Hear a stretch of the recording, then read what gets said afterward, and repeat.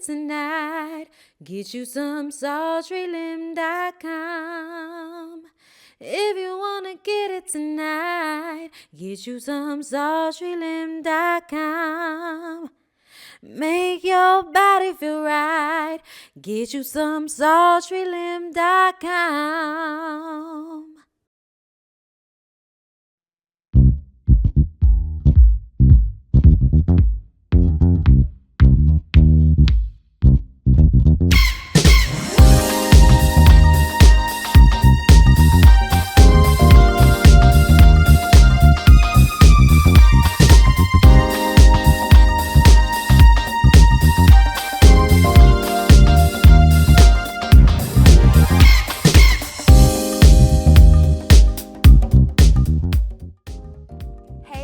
What's up? It's your girl Bondy Blue, and I am back for Love and Hip Hop Hollywood review, you guys. I was so bucked up for these ratchet batches to take their asses over to the UK. I don't know why, but I was. Okay, so look.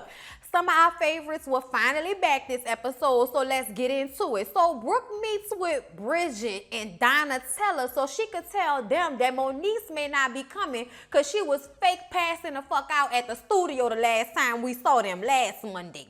And just as she's saying that she thinks that Moniece was faking the funk, Moniece comes walking up. And Bridget is like, ooh, perfect timing. Thank you, producers. We appreciate ya. Moniece explains that she had just gotten her medication increased the night before, so she just was having some issues. She got her fluids, they checked out her blood, and she has been okay to travel, so she's going on the trip. Yes! Oh my God. I'm just like, yeah, Brooke. Like, so please explain to me, Brooke, what would she have gotten out of passing out? Like, she could have just said, you know what, I'm not liking this vibe, so I'm not gonna sing. And Moniece just recently put out her singing again to show, and I didn't need her to put nothing out. I've heard Moniece sing. I follow her on Instagram. I know she can sing. So that whole scene was bullshit to me. And Brooke's reasoning behind thinking that Moniece was lying is bullshit to me. You just being an old messy ass bitch. Okay, you cute. You cute the whole way through, ho, but you messy as fuck. And that's gonna make me not like you as much as I did at the beginning, Brooke. Oh my God. Oh my God.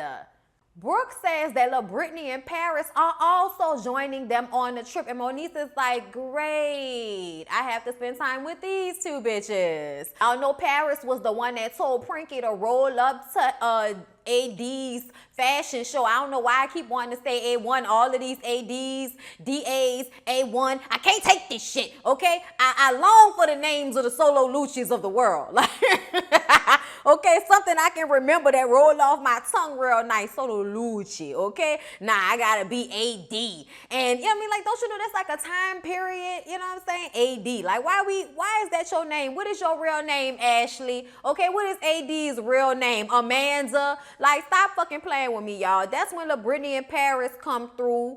And Lil Brittany is like, yes, I'm coming. Moniece is like, oh, sir, you're coming. She's like, yes, I am. And he's like, well, I thought you were supposed to be doing my friend's showcase. It's like, it wasn't your friend's showcase. Your friend turned it down, so it was no longer his, okay? And that's when Lil Brittany was like, well, I have a single that I'm re-releasing with a local artist out in the UK. So this was a better decision for my career, for me to come out here and expand my base in London as opposed to doing some bargain basements pride. Like, I'm straight.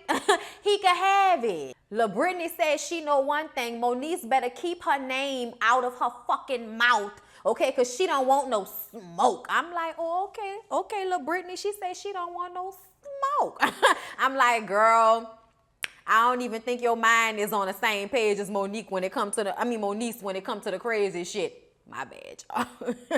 So then Donatella lets everybody know that unfortunately she will not be going back to her hometown with them so that they can embarrass the fuck out of her, okay? She set up the hotel, she set up, you know, the little gig and shit like that. She put up the press junket, but that's all she gonna do, okay? This is where she leave y'all. She leave y'all at the door. She ain't getting on no plane with y'all, so y'all go out there and embarrass the shit out of Donatella, okay? She's booked and busy, darling. Booked and busy. And I'm like, bitch, you better be, okay? okay? Lyrica is back this episode, and she just looked real sad as fuck walking down the street having a conversation with her mom. And basically, she really needs her mom's support. A lot has been going on, okay? She thought she and A1 were about to get past this whole Safari situation, but here come Ray J bringing the shit back up. Meanwhile, A1 is talking to his brother Floyd, and his brother Floyd wants to start off by apologizing for how everything went down the last time they met. You know, asking if the baby was really his or not. And I'm like, why are you apologizing like you still don't have that question?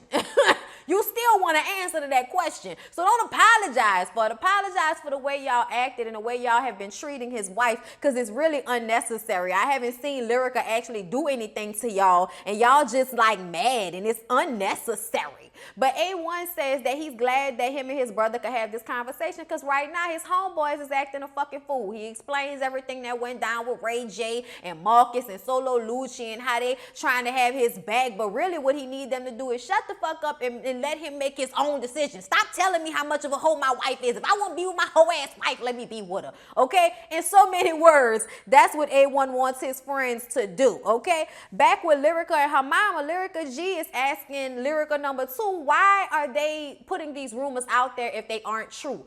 And Lyrica is like, look, I don't feel like explaining it to them. I don't feel like explaining it to you. And I feel like you don't trust me right now, Mom. I feel like you don't believe me, to be honest. And she's like, hold up, baby girl, okay? Listen to me. You are my daughter, okay? Your word is bond to me, all right? And I love you, and I'm going to believe whatever you say is the truth.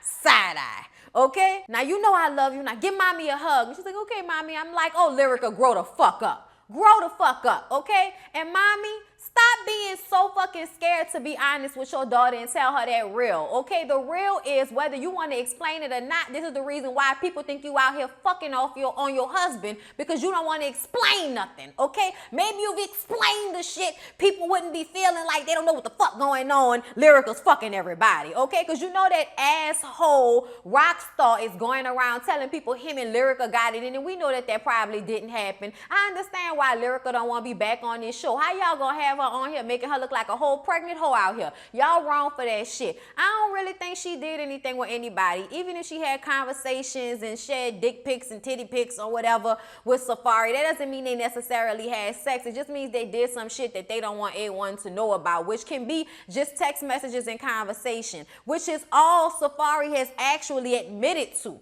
So I'm just kind of starting to look at it from Lyrica's point of view and understand why she's so agitated and upset about it. But at the same time, on the outside looking in, when everybody's saying all of this shit, you can't help but to look at her with the fucking side eye, bitch. Like, I'm sorry. Like, this is the truth of the situation. You shouldn't have been doing whatever the fuck you was doing that got you in this situation, which was flirting with them niggas, okay? Stop flirting with them niggas. Stop having your titties up to here when you go talk to these niggas, bitch. Go to the studio with sweats on, okay? Like, you supposed to be relaxed in a comfortable environment and shit. Go in the studio like Whitney or somebody, okay? No makeup on, all right? I'm just in here to make my voice work, bitch. I ain't gotta be cute. Like, y'all hoes worrying about the wrong shit. Then we pop back over to A1, and Floyd finally asked him, you know, brother, look, no disrespect. This is me, you know, me and you, brother to brother. You show you don't want to get a paternity test. You show, nigga, you show you didn't thought about this. You gonna be all right with the, you know, the idea of this possibly not being your baby for your whole life. I feel like what he'll probably do is let her have the baby and then get the test done on the slick so she'll never know, so that won't, you know, he have to hear all that screaming and hollering she like to do. We are not doing this, bitch. We are doing it. We've done it. It's being done. What are you talking about? So the ladies get to London, okay? And Bridget has them walking around in the streets of London with their luggage. She wanted them to take public transportation so they could really get a feel for the place. But Nikki Baby was like, oh no, see, Nikki Baby doesn't do that. Okay, girl, we need to be on some wheels. All right, y'all know how Nikki Baby does it. All right, I'm gonna get us a car. All right, I'm gonna get us a car. And Bridget is like, all right, Nikki Baby, get us a car. It's all right, girl. I ain't gonna bother y'all today. We'll go sightsee another day. And I felt the same way. Like, everybody can look at Nikki like she being high maintenance, man, but fuck out of here. I don't want to sightsee with my luggage. I want to go straight from the plane to the hotel, drop my shit off, get my rest on, eat, and then the next day we gonna be out in these streets seeing what's popping in the UK. You know what I'm saying? Like, that's just how I feel. So I totally was understanding where Nicki was coming from. Moniece tells Nicki and Tierra that she wore her lace outfit for La Brittany because she heard that she likes popping pussy with no underwear on in lace. I'm like, yes, that's what she did last episode, girl. That's what she did at that performance. Her vagina was out and she was popping pussy on the audition. But guess what? She got the audition. She didn't want it, but the bitch got it. Let her pop pussy in a lace if she wants to, stinking up the joint if that's what she want to do. I don't know why you had to commemorate that situation with an outfit of your own, Moniece. I mean, why such the shade? You know, why such the shade? Tierra is in a car, like they had separate cars, and Tierra is in a car with Paris and Moniece. And who else? I think that's it. No, and Nicki. All right, it's them four right there in a car together. And Tierra is talking about how she needs to be strong and she needs to be dignified in dealing with this whole sex tape situation. And I'm like, oh, girl, dignified is exactly the opposite word that we need to be using right now. But I understand what you're trying to put out there. And Paris is like, why are you even talking about this right now? Why are you even going there? Like, haven't you gotten past this? We supposed to be here to have a good time. This ain't no charity trip or nothing like that. And Tierra's like, what the fuck are you talking about? Like, let somebody put out a motherfucking sex tape of you and you tell me if you'll be over it all quick and fast and in a hurry and shit like that. And I guess Paris realized what she said, but Paris is like throwing little slugs towards Tierra. And to me, like somebody that was not as, you know, trying to work on herself like Tierra is right now, would have fucked Paris up. Like, either that or you think you can't fuck her up. But I would have wanted to fuck Paris up because when they started to go at each other in the car and Paris apologized and she's like, it's all right, bitch. I know you're not really trying to hurt me. I know you're not trying to be malicious. And that's when Paris starts to say, get on your knees, get on your knees. And I'm like, see, that right there would have made me punch her in her fucking mouth. Like, I don't give a fuck what you talking about. I don't care how many people out on the internet all over the world are talking about my sex tape. You are my friend. You are not supposed to throw that in my face like that and use it as a joke when it just happened to me and I'm still dealing with it. I don't give a fuck what nobody's talking about. Paris deserved to get her ass chin checked for saying that shit to Tierra, and she need to be happy that Tierra let that shit go. I rewind that shit. I'm like, did she just tell her to get on her knees? Bitch, are you serious right now? Are you serious right now? No, bitch, you get on your motherfucking knees. Oh my God. Oh, I was so over it when I heard her say that. So y'all, then they get to the place where they stand. And this ain't gonna be no Real Housewives bullshit. You hoes can be mad if you want to, but Bridget is the one that this trip is really for. She invited you hoes to come out, and if y'all wanted to have better accommodations, y'all should have checked with production before y'all got there. So they all in one house, and because Brooke is Bridget's closest friend on this trip, she has the second biggest room while Bridget has the first biggest room, and then all the rest of the ladies have the second and third floors to decide what they want to do with. And it seems as if Moniece, Tierra, and Nicki all went in one room together, and they were complaining, well, Moniece was complaining about how hot it was. Nicki was complaining about, you know, I guess how it had lack of luxury, but I thought it was beautiful. It was in the attic. They had a lot of sun in there. There were three, you know, nice size, full-size beds with nice linens on them. Like, I wouldn't have been upset about it, but I see how these funky bitches could be upset about it. Like, girl, when you can afford to come here on your own ducket, then you can go ahead and pay for your own room. Until then, just be happy. You know, this place is nice and clean, and just go ahead and enjoy yourself. You know, we don't need all of this. So the girls come back down to the common room and they discuss the rules since they're gonna be staying together. And Tierra just kept saying, you know, don't touch my shit, don't touch my shit, don't touch my shit, or don't touch my pussy, don't touch my food. I don't know what she was saying, but I don't fucking care. This conversation is only being talked about because La Brittany decided to take this time and place to tell Moniece to keep her name out of her motherfucking mouth, okay? She said it in the confessional first, now she's saying it to your face, bitch. Want you to know about it. And I love the way Moniece handled the situation. Moniece is like, I did hear that. Yes, I did. And I did say that to Jay Will. I did say that I heard that. I didn't say that I knew for a fact that you had slept with A1. I just said that I heard that. That's all I did, okay? That's what's happened. I mean, I'll definitely take responsibility for that, bitch. I don't know what you want me to do. Moniece sometimes take all of the air out somebody's balloon when she just admits to some shit. She just be like, yeah, I did that shit. Yeah. And Lil Brittany is like, well, I didn't sleep with him, and I don't need you going around saying that I slept with his old tummy tuck, lace front, shellac wearing ass. I could have passed the fuck out. I said, Lil Brittany, why you had to do A1 like that? He ain't do nothing to nobody. And then Lil Brittany throws it out there that her assistant told her that Moniece ate K. Michelle pussy. And she was like, well, that is my friend, and we are very close. I love her dearly, but I'm in a relationship. And I eat my girlfriend's pussy, not K. Michelle. I was like, hey, at the end of the day, you can't make me feel bad if I'm all right doing whatever the fuck I'm doing. Okay? All right? That's how you handle some shit, Moniece. Like, I ain't gonna lie. I was tickled pink the way she was handling that situation. It was almost like, how you gonna argue with the bitch that just don't care? Like, how you gonna argue? Paris says that they need to keep that energy away from her. And Bridget said, look, that's enough of this shit. I just want y'all to agree not to be fighting up in this fucking house. Ain't nobody got time to be paying for all of this extra shit if you hoes get into it and want to throw glasses and all of that like y'all like to do. So they decide to go out to one of the breweries. I don't know why they got a slow-mo walk down the street like a bunch of hoes, but you know what? That's what they was doing. No disrespect. No disrespect. But everybody's in spandex. Everybody has some titties out, some ass out, and then we go and drink and we slow-mo walking down the fucking street like we in a music video. I can't with y'all. So they get inside, and apparently Paris heard through the grapevine that a lot of the men in the UK and in London don't have circumcised penises. And I'm like, why is that a big deal? Like, in my life, I've had half and half. Half have been and half haven't. And, you know, it is what it is. Like, you know, dick is dick. Like, I don't, as long as he's clean, this is not like a real issue out here. But you know what? I guess for you, you know, bitches fucking with niggas with small dicks, then I guess it's an issue for y'all. You know what I'm saying? I ain't never had that problem. But anyway, she randomly asking men if they circumcised or not. I'm like, bitch, why you gotta be so thirsty? Like, stop being so fucking thirsty. The first little guy she asked is not circumcised. But then the second fine with that she asked, he was circumcised. And I was like, that's because the motherfucker looks like he's from America. I didn't even hear an accent, but I wasn't really paying attention. So Bridget is chugging beer, you know, drink. You know, they acting like some niggas at a bar.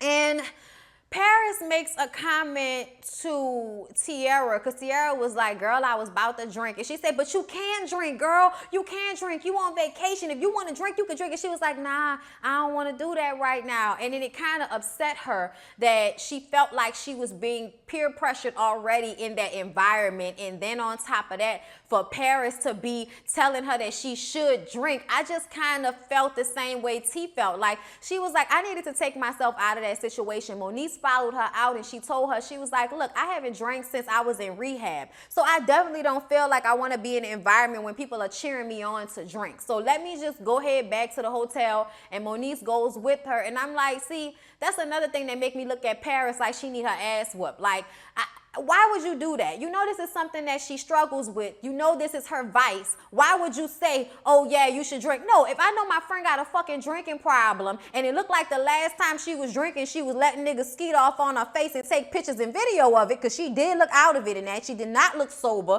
whatsoever. I would probably be like, yeah, T, you ain't got to drink. You know what I'm saying? Like, maybe we'll do something more sober. You know, is this an issue for you? You know what I'm saying? Some of us are still drinking Red Bull. Ain't never, you know, everybody ain't drinking beer. It's not a big deal.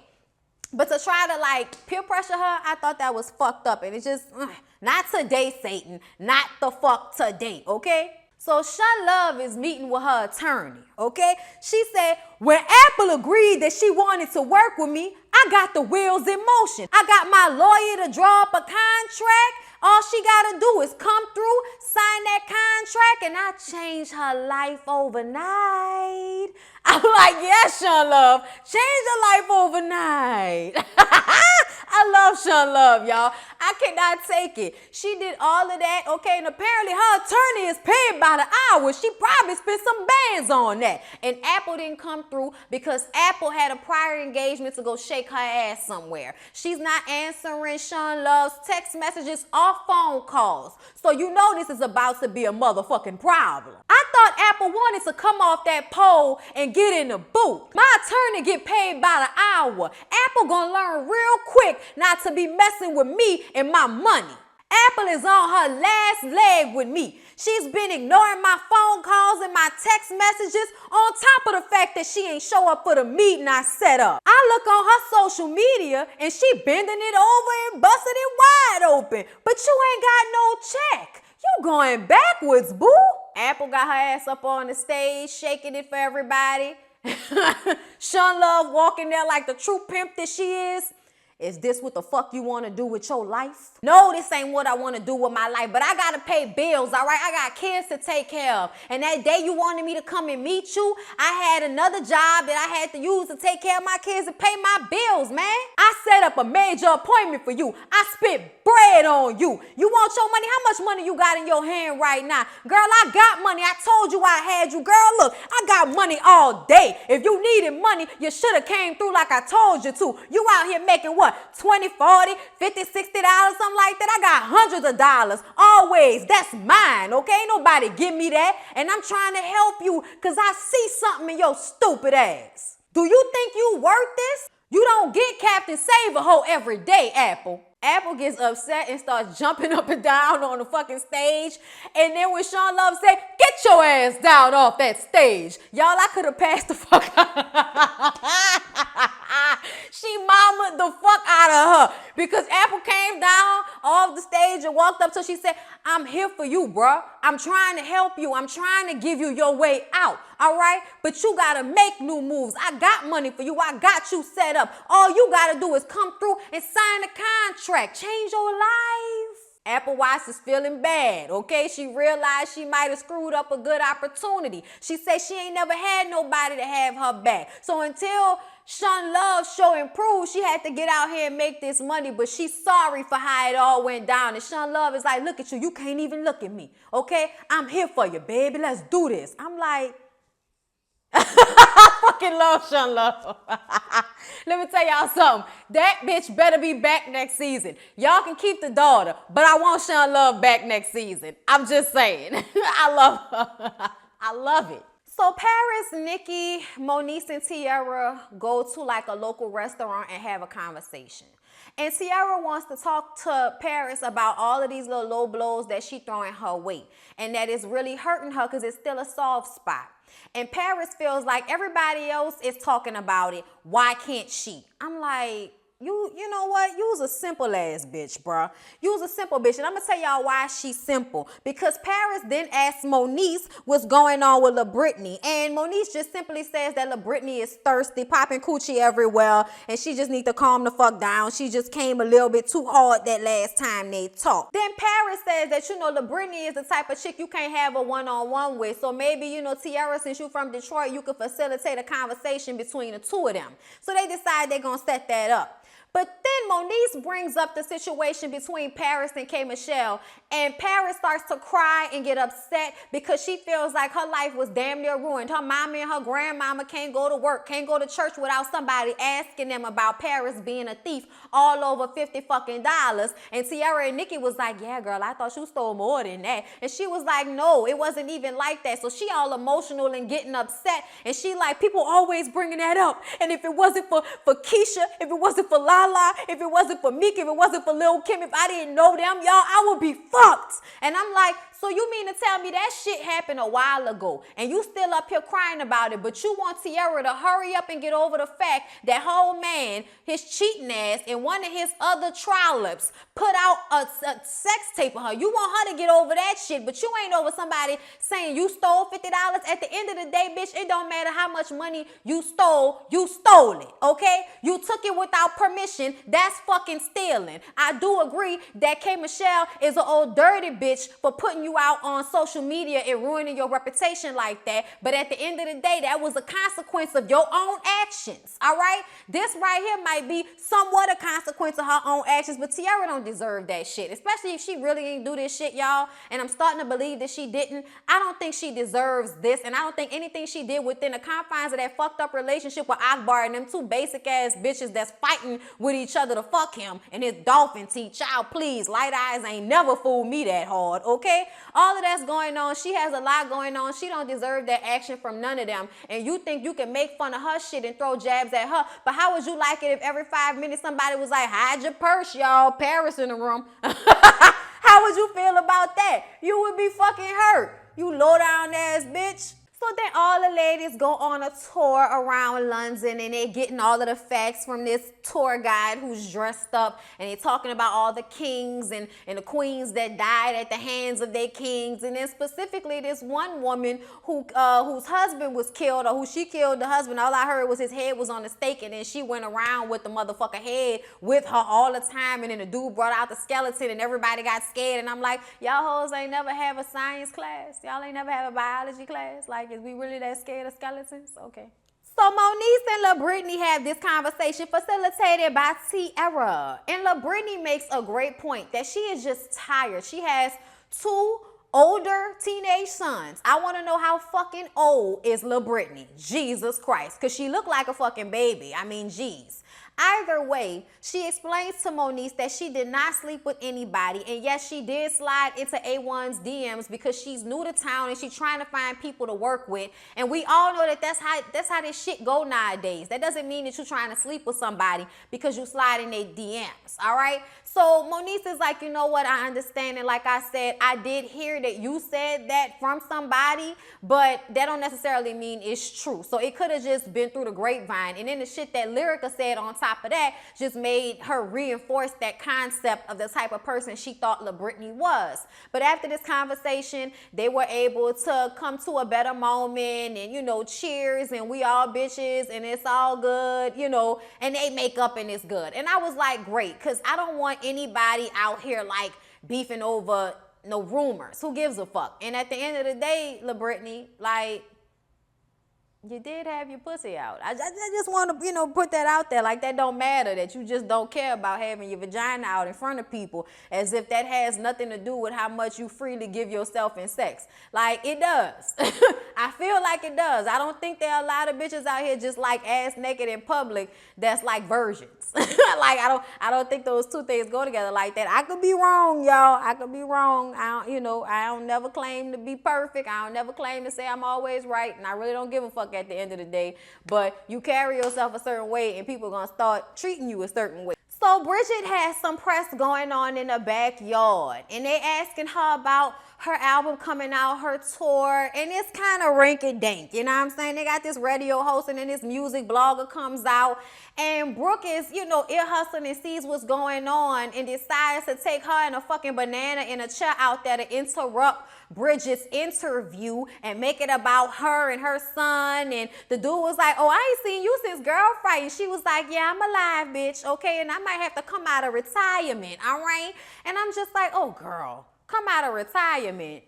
Girl, you didn't retire. You just stopped making fucking music. That's not retiring, okay? Jay-Z retired. Eminem retired. You ain't fucking retired, okay? LL Cool J retired. Fuck out of here, Brooke, okay? I'm just saying, y'all. Then La Brittany comes out at the same time Brooke did, and La Brittany starts talking about her single that's coming out. Now, I personally felt like there shouldn't have been anything wrong with that. You bringing these ladies with you, you know, everybody trying to win out here. I didn't see nothing wrong with that. But I got upset when Brooke threw it out there that Bridget should let La Brittany open for her, as if she had an opening act. She didn't even have an opening act, so she was bothered that they were taking over this whole thing for her. And then Tierra comes out like, hey, y'all, the chicken I'm cooking is almost done. And the blogger recognizes her, and you know the sex tape shit is everywhere, so he pulls her out there, and she sits down.